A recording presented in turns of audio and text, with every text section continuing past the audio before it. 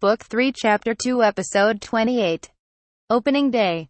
The next day Ryoma's side After the gathering yesterday, Carla insisted they could get to work as early as possible tomorrow, so I decided to open for business today and come to the store early in the morning. It was 5 a.m. Maybe I came a little too early, I wondered. I came in at the time I would have in my old world, which did me no good. I didn't expect the twins to get there for a while, so I killed time playing with the slimes. "Good morning, boss," the twins said. "Good morning, Carla. I'm excited to work with you today," I replied. After they arrived, I performed a cursory check of the store and prepared to open for business. That probably sounds like more work than it was, but all I did was stick the cleaner slime in the standby room and get out the bags and spare change. The twins brought the bags I ordered in the morning, so they were put to use right away. "Now then, I'm heading out," I announced. "See you later," the twins said. I wasn't sure whether to leave the store in their hands on the first day. But I couldn't advertise with flyers or anything, so I decided to tell people about my store while I accepted a job from the guild.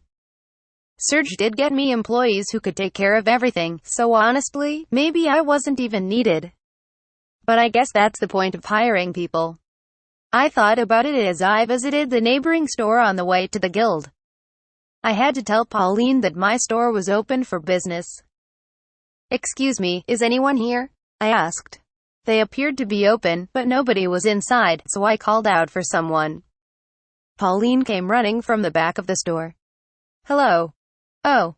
If it isn't Ryoma. Here to buy seeds again." "No, but my laundromat Bamboo Forest opened today. I just wanted to tell you." "Oh my, open already? That was quick." "Yes, thanks to everyone's help. You can have that bag I gave you the other day for free, so I hope you try out our services. Tell Mary and Kiera about it too. I can tell my 2 employees that you're coming." "You have employees?" An acquaintance introduced them to me. "While I'm off adventuring, they'll run the store all by themselves. Also, I'll have to pay them with my income from adventuring until my business really picks up." They said that as long as they got to work in the end. They didn't need to get paid, but that didn't sit well with me. Honestly, I didn't know why they wanted to work for me so badly. Serge probably offered more complex duties to make the best of their talents, and I think it paid better too. Maybe they were trying to make connections. Anyway, I couldn't complain. Considering the size of your store, I have to wonder if that's necessary. "Well, good luck, you have my support. I'll try it out today." "Thank you. I'll get to work then." I waved goodbye and left the store. As soon as I got to the guild, people called out to me. "Ryoma, is your laundry place gonna open soon? When's it open?" "I hope it opens soon. The adventurers I rode with when I went to slay monsters at the abandoned mine had been chatting with me a bit more. Telly. They were looking forward to when my laundromat opened, apparently. Bamboo Forest opens today, actually." "Really?" "Yes. We provide an equipment cleaning service for adventurers that you're welcome to use." "Heck yeah. I'm totally going there on the way home today." I loudly talked about the store to advertise to everyone around us, then took a job that involved collecting herbs. I decided to take care of that while I looked around the mine. Hours later, I told the twins they could run the store, but out of curiosity, I decided to wrap up my work and go back early. Even though it was our first day of business, people were gathered outside. More than 20 people, in fact. I panicked and entered the store, where Carla greeted me. "Welcome, oh, boss." "Carla, what's going on here?" "We're making a killing, but we're so busy, boss. Some ladies from the neighborhood came to ask us to do laundry," Carm said as he carried laundry from the back of the store. "We had to handle all these people. I'll help. You two take care of the customers, I'll do all the carrying." I commanded and focused intently on my work. But the more people we served, the more people came. What was going on? In the end, the waves of people didn't cease until after 3 p.m. I couldn't say there were that many of them by that point, but explaining how our store worked to every single one of them took some time. Our store was evidently cheaper than the norm, so the customers were surprised they could get laundry done for our prices. It also made some of them ask if we were going to make a separate charge later for a high price. Many of them weren't convinced about our service, unfortunately. The large crowd that we had for a while drew some city guards to come see what the hubbub was about too. But this turned out to be in our favor. The guard captain heard about the store from the other guards and asked us to do laundry for the whole squad. They paid for laundry for $35, for which they bought 2 bags. They hired people to do laundry for the guards until last year, but a government official at the time implemented a budget cut that made it no longer possible. They were just glad their pay didn't go down, but after a bit of complaining to me about the government, they said they'd ask me to do it. Maybe I had myself a big contract already. But we opened at 8 a.m., and it took about 3 minutes to serve each customer. I didn't know when the customers started coming, but it seemed like Carmen and Carla were working for 7 hours straight without even taking a lunch break. That didn't sound great to me. Maybe I could deal with that, but not these two. With these conditions, my store was hardly better than a sweatshop. I wanted to avoid that at all costs. I swore on my previous world that I wouldn't let that happen. Good work today, you two. You too, boss. That was a lot of people. Yes, really. Do you think we should hire more employees? It might be best to do that soon, yes. If you want to let your employees take turns taking breaks, you'll need to hire somewhere from 4 to 6 people. We spend most of our time explaining the system to people today, but judging by the response from customers, we don't have enough people to do even the minimum for our jobs, Carla answered promptly. The customers were satisfied with the speed and quality of our work, so I expect we'll see even more visitors tomorrow. You should be able to find more employees right away if you put out a notice at the guild. I see. How much should I offer to pay? Anywhere from 120 to 150 suit a day would be plenty. That's enough to live on day to day and still have some savings. That's extraordinary for a starting salary. So I'm sure you would be quick to find applicants.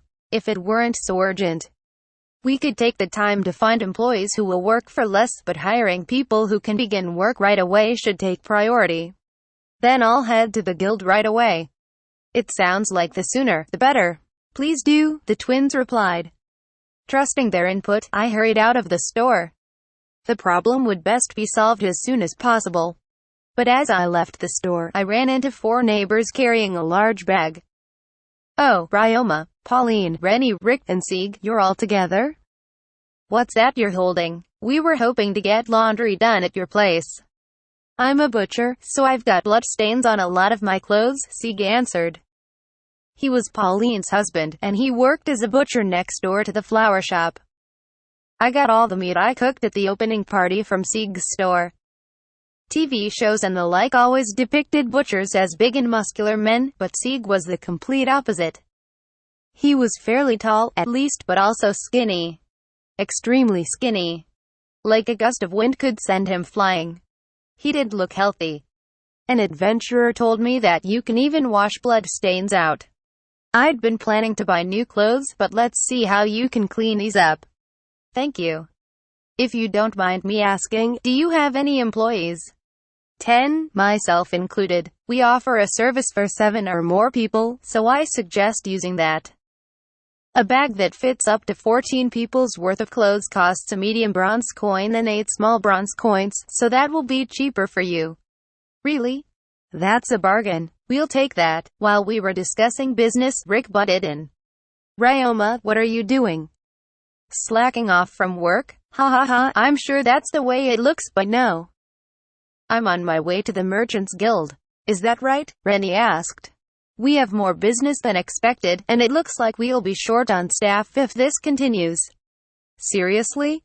Didn't you just open? We advertised in a few ways, but I never thought we'd get this many customers. I'm in a rush to hire more employees. That's a surprise. There are that many customers. Yes. I have 2 employees who've been working since this morning, and they've gone for 7 hours without breaks. After that conversation, I parted ways with them and visited the Merchants Guild. They let me into the reception office where the guildmaster came to see me. Nice of you to visit. But didn't your business open today? Is there a problem? We're unexpectedly busy, so we're short on staff already. On your first day? Even I couldn't have predicted that. You want to hire more staff today?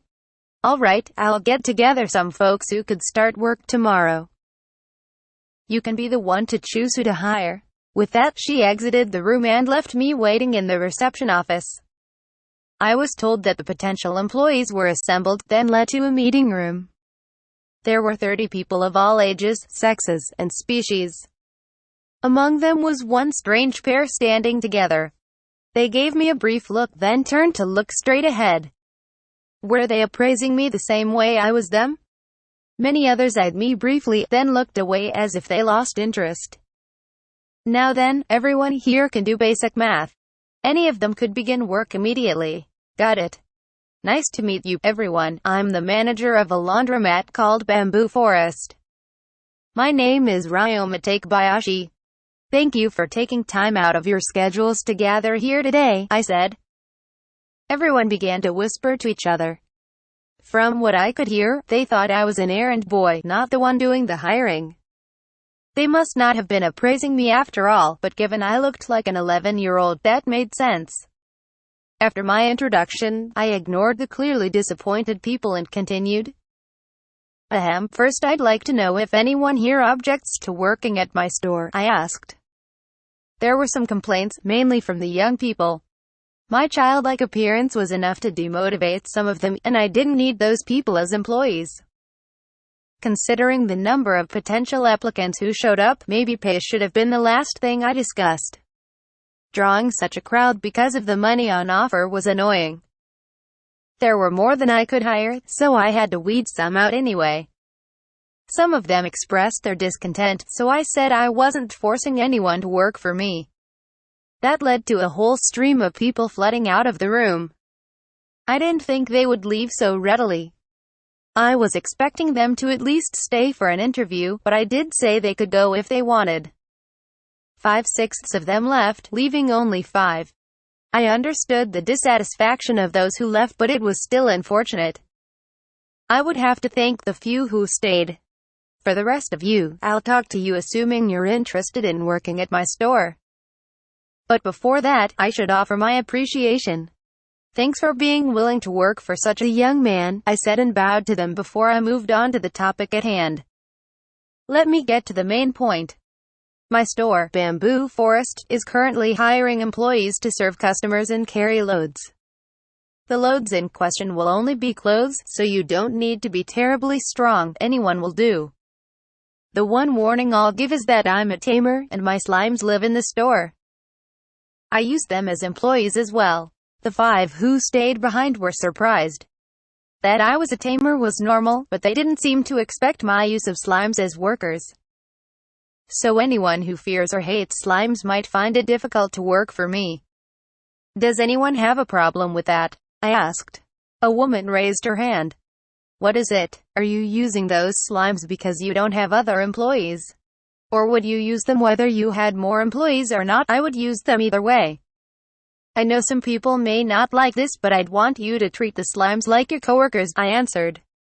The woman and 2 of the other people refused to work with monsters and left. That left only a middle-aged man and a young woman. I didn't know if job interviews were supposed to work that way, or if I was doing something wrong. The guild simply gathered people who could work right away, and not necessarily ones who wanted to work at my store, but this still came as a surprise. It was clear enough whether they approved or disapproved, at least. The final 2 were, strangely enough, the ones who drew my attention at the beginning.